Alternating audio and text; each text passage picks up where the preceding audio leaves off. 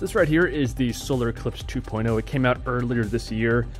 And as you can probably tell, it's a direct competitor to something like the Surron, E-Ride Pro S, Talaria. And I just passed 1,000 miles of ride time on this. I want to go ahead and give you guys my updated thoughts and do a little bit of a comparison between this and those other options. Because in a lot of ways, this bike is superior to those other options, but it's not perfect. It has its weird quirks, and we're going to discuss that in this video. So beginning with these specifications, this is right up there with the E-Ride Pro SS. The battery is larger at 72 volts, 45 amp hours, and the motor here has a peak power of 10 kilowatts. I've been extremely happy with my range. I can easily achieve 50 miles per charge, and the top speed here is, I'm going to say, like 58 miles per hour. The battery is located right here.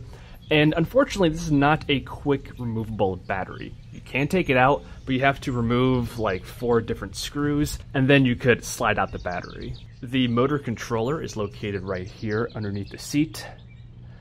I'm pretty happy with this controller. I know in the 1.0 version of this bike, the controller quality was questionable. There were some issues with that bike, but I'm happy to report with my 2.0 mile after over 1,000 miles of ride time, there's been nothing weird with the bike in terms of the electrical system. Then somewhat uniquely, the motor, we have a mid-drive motor here, it's located here on the swing arm versus on the body in something like the Surron. And I know a lot of people don't like this decision here because it leaves the motor somewhat exposed. There's no bash guard here. But the key benefit of having the motor on the swing arm is the reduction in transmission complexity. So bikes like the Surron have a 2-step powertrain. They have an initial belt drive, which transmits the power from the motor to the swing arm, and then a secondary chain that brings it the rest of the way to the back wheel. But because this is already on the swing arm, we just have one chain that brings the power from the motor to the wheel. And it reduces the odds of something going wrong, and there's less overall maintenance. Now, aside from the motor placement, the other unconventional thing they did here is with the build material. This bike is completely or mostly made out of carbon fiber. So the swing arm, if we get really close, you can see this, the main frame, it's all carbon fiber. And the reason for this is to reduce the weight of the bike. So this thing weighs just 138 pounds. That's essentially the same as a Surron, even though physically we have a larger frame here. Not to mention also a larger battery. And being a lightweight bike does 2 primary things.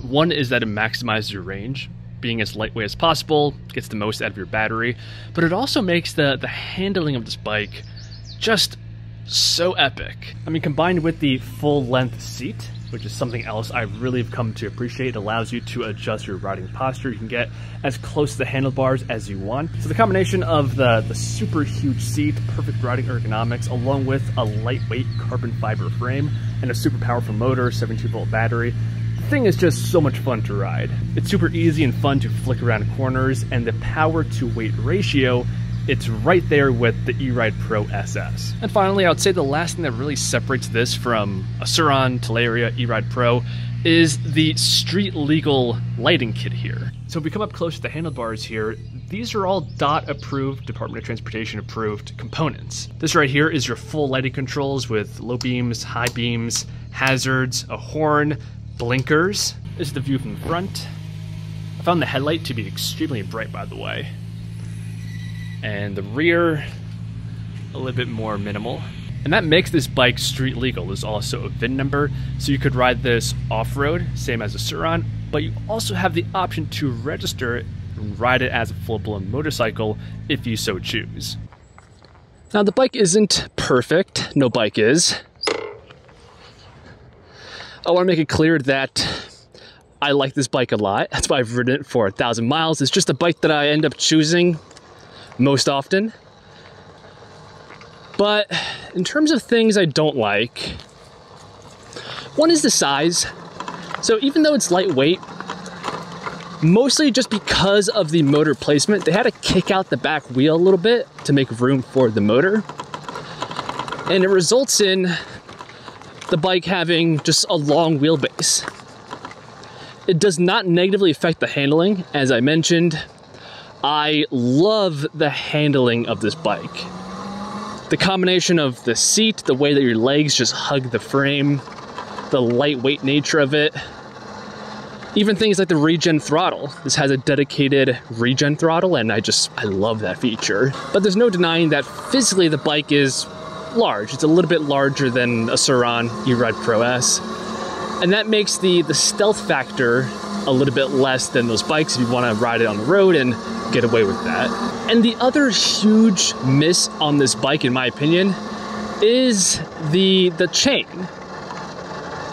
So as we touched on when talking about the motor, I like that this just has one chain, right? It doesn't have a belt and a chain combo, making the drivetrain more complicated. But I just think they missed a huge opportunity to make this bike a belt-driven machine. That would have played into the aesthetics, right? I mean, the frame here is carbon fiber. A belt would have just blended in so perfectly. It would also help to contribute to weight loss, right? A belt is probably like 2-3 pounds less than a big motorcycle chain.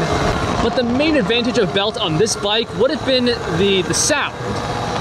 As you guys can hear, this bike is loud.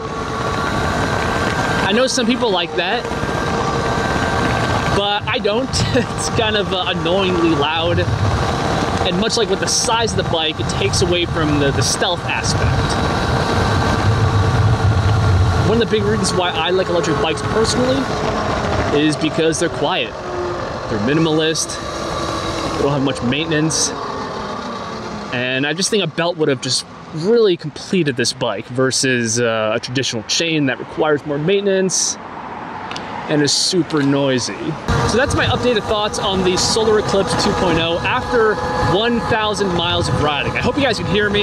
Again, I know this bike is super loud, but I think when you compare this to a Surron E-Ride Pro S, Talaria, for a lot of people, they should really be giving this bike a serious look.